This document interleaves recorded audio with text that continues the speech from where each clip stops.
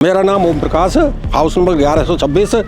एक हफ्ते से पानी का बूंद नहीं आ रहा। कल पानी आया था, 3 दिन में आज नहाया हूँ। पीने लायक नहीं है और मुश्किल से 2 घंटे मुश्किल से आता है वो भी। सारी रात तो हमें पानी भरने में और पानी का देखने में कि आ रहा है और प्रेशर है या नहीं है, इसी में निकलती है। नंबर 2 पर हमारा सेक्टर टैक्स पेयर है। 16 सेक्टर का अगर छोड़ो तो फिर भी हम जो है पानी के लिए मुहताज हैं। पानी का माफिया है, उनको अपना धंधा बढ़ाना होता है इस समय पे, इसलिए हम सब लोग सफर कर रहे हैं और कोई रीजन नहीं है इसका। नमस्कार दोस्तों, मैं हिमांशी और आप देख रहे हैं हिंदुस्तान तहलका न्यूज़। मैं इस वक्त मौजूद हूँ फरीदाबाद सेक्टर 37 में। जी हाँ, सेक्टर 37 जिसे हाई पोर्श एरिया भी कहा जाता है। ज़रा सोचिए, जब हाई पोर्श एरिया का कुछ ऐसा हाल है कि इस भीषण गर्मी में लोगों को पीने का पानी तक नसीब नहीं हो रहा है। लोगों का कहना है कि यहाँ पे 20-25 दिन हो गए हैं, उनके घरों में पीने का पानी तक नहीं आ रहा है। तो ऐसे में किसी इंसान का कैसे गुजारा हो सकता है, और वो भी खासकर ऐसे पोर्श इलाकों में। तो हम लोगों से थोड़ी बात करेंगे, उनकी समस्याओं को और गहराई से जानने की कोशिश करेंगे। चलिए बात करते हैं। जी, मेरा नाम ओम प्रकाश, हाउस नंबर 1126। एक हफ्ते से पानी का बूंद नहीं आ रहा। कल पानी आया था, 3 दिन में आज नहाया हूँ और अभी नहा के कपड़े धो के निकला हूँ। पूरी रात जगते हैं, शिफ्ट लगती है। 12 बजे तक एक जगेगा, सुबह 6 बजे तक एक जगेगा, फिर भी पानी की बूंद नहीं आती। अच्छा, तो शिफ्ट कितनी देर तक की होती है? बेटा 12 बजे तक जगता है, 12 से बाद में 6 बजे तक मैं जगता हूँ। उसके बाद भी आया नहीं आया। अच्छा, पानी की हालत हो रही है। तो समस्या कब से बनी हुई है? एक हफ्ते से तो बिल्कुल नहीं आ रहा और 20-25 दिन हो गए हैं। तब थोड़ा आता था। बिल्कुल पानी नहीं आ रहा, बहुत प्रॉब्लम हो रही है। मैं आशा शर्मा अपने सेक्टर की सीनियर वाइस प्रेसिडेंट हूँ। 15-20 दिन से यहाँ समस्या हो रही है। मेरी बेटी बीमार थी, मैं गुड़गांव थी, तो पता चला, वहाँ से भी मैं बात कर रही थी। लेकिन जब मैं परसों रात को आई हूँ तो कल मैंने भाग दौड़ करके जेई साहब से बात की, एसडीओ साहब से बात की, नगर निगम ऑफिस भी गई हूँ। तो आपने कंप्लेंट डाली? हाँ, कंप्लेंट डाल रखी है, नगर निगम ऑफिस भी गए हैं। तो कल इन्होंने जेई साहब ने ये कहा था कि मैं आज आता हूँ, अभी मीटिंग में हूँ, शाम तक आ जाऊँगा। शाम तक आए नहीं। हमारा कैंडल मार्च था, वो जो जम्मू कश्मीर में पहलगाम में जो कांड हुआ, उसके लिए हमने कैंडल मार्च किया था। तो जेई साहब इसलिए आए नहीं। फिर आज सुबह मेरे पास फ़ोन आया जेई साहब का कि बहन जी मैं आ गया हूँ और मैं सर्वे कर रहा हूँ आपके पानी का कहाँ से भरपूर कराऊँ मैं।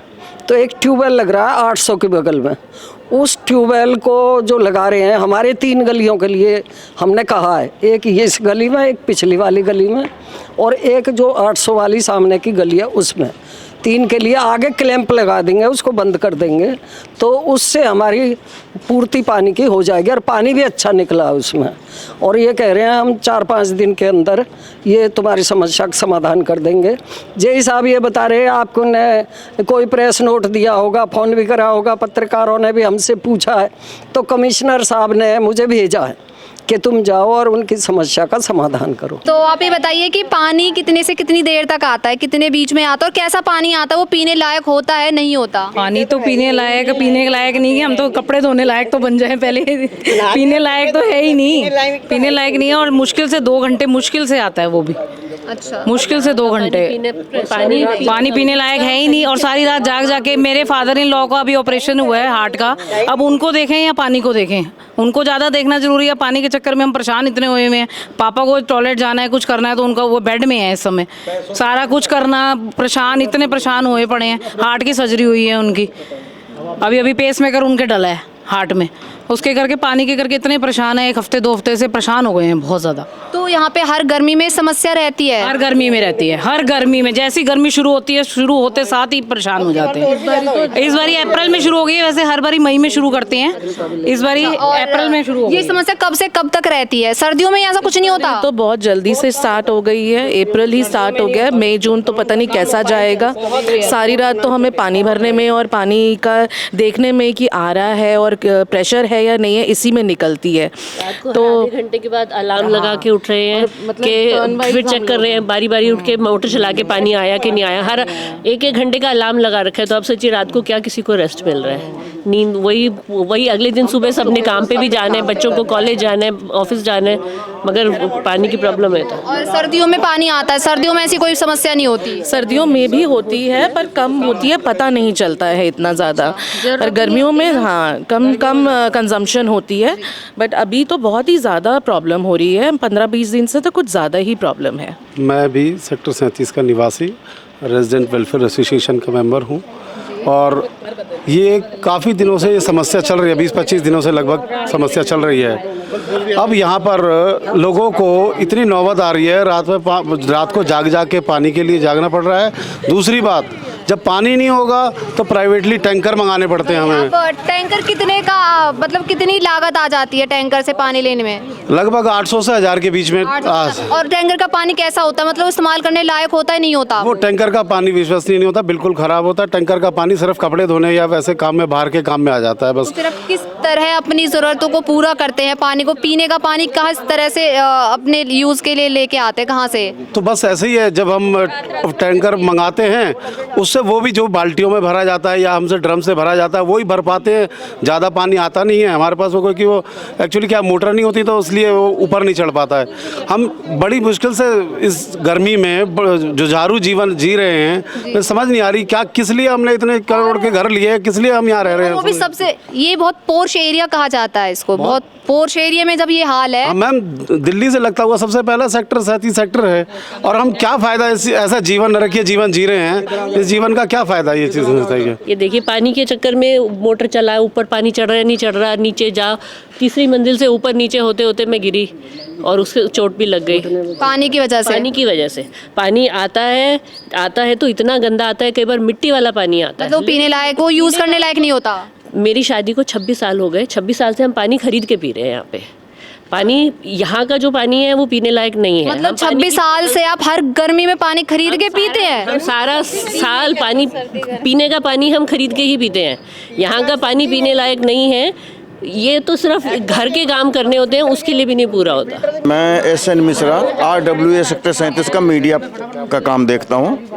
तो सबसे बड़ी हमारी जो समस्या है कि हमने जो है इस बार ट्रिपल इंजन की सरकार बनाई है यहाँ, और हम इसलिए उम्मीद करते हैं कि सरकार हमारी ज़्यादा करेगी। डबल इंजन के नहीं, हम ट्रिपल इंजन की सरकार है। अब ये जो बिल्डिंग आप देख रही हैं 3 मंजिल है 4 मंजिल, इसका जो इजाज़त सरकार ने दी है, हमने इसको अनऑथराइज नहीं बनाया है। तो हम टैक्स देते हैं 4 मंजिल का, 4 मंजिल टैक्स देते हैं। तो हमारी सरकार से ये है कि भाई हम जो टैक्स देते हैं, भरपूर टैक्स देते हैं। बल्कि फरीदाबाद में नंबर 2 पर हमारा सेक्टर टैक्स पेयर है। 16 सेक्टर का अगर छोड़ें तो फिर भी हम जो है पानी के लिए मुहताज हैं। और जितने भी आप देख रहे हैं सबके शक्ल पे आपको जो हम मायूसी दिखेगी, क्यों रात रात बच्चे के इन्होंने पानी भरा है। तो इसलिए जो है सरकार से गुजारिश है कि इस तरफ अधिकारी ध्यान दें। अगर वो 4 मंजिल मकान का नक्शा पास करते हैं, टैक्स लेते हैं, तो सहूलियत हमें दें। धन्यवाद। एक ये यूथ का ले पानी से बहुत ज़्यादा परेशान चल रहे हैं हम लोग। मैं पायलट हूँ और जाना पड़ता है, फ़्लाइट्स पे जाते हैं, वहाँ पे फ़्लाइट्स करके आते हैं। यहाँ के रात को तुमको सो नहीं सकते हो, यहाँ पे रात को पूरी रात जागना पड़ता है।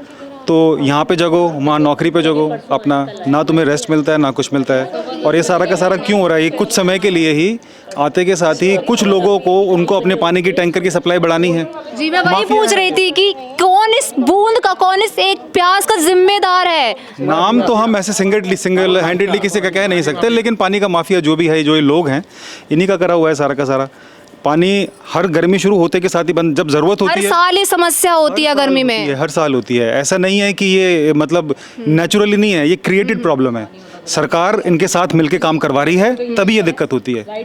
नहीं तो ये आराम से सॉल्व हो सकता है, कोई प्रॉब्लम नहीं है। पानी का माफिया है, उनको अपना धंधा बढ़ाना होता है इस समय पे, इसलिए हम सब लोग सफ़र कर रहे हैं यहाँ पे, और कोई रीज़न नहीं है इसका। बहुत बहुत धन्यवाद आपका, बहुत बहुत धन्यवाद। देखिए हमने यहाँ के लोगों से बातचीत करी और उन्होंने हमें अपनी तमाम जो उनकी समस्याएं हैं वो बताई कि किस तरह यहाँ पे 20-25 दिन से पानी नहीं आ रहा है, उन्हें किस तरह रात रात भर जगकर पानी का इंतज़ार करना पड़ता है और किस तरह वो पानी कई अपनी ज़रूरतों को पूरा करते हैं, बाहर से लेके आते हैं, बोतलें ख़रीदते हैं, MCF के टैंकर आते हैं, उनसे पानी का गुजारा करते हैं।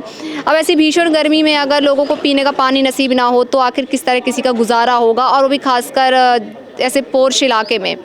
तो अंत में मैं बस इतना कहना चाहूँगी कि हम देखते हैं कब तक यहाँ के लोगों की और फरीदाबाद की अन्य स्थानों पर इस प्रकार की जो हर साल हमें खबरें सुनने के लिए मिलती हैं पानी से संबंधित, कि पानी गर्मी में आना बिल्कुल बंद हो जाता है, ये खबरें कब तक थमने का नाम, कब तक कम होती हैं और कब तक लोगों को इंसाफ मिलता है, उनकी इस प्यास का जिम्मेदार कौन है और कब तक उनकी समस्याएं दूर होती हैं।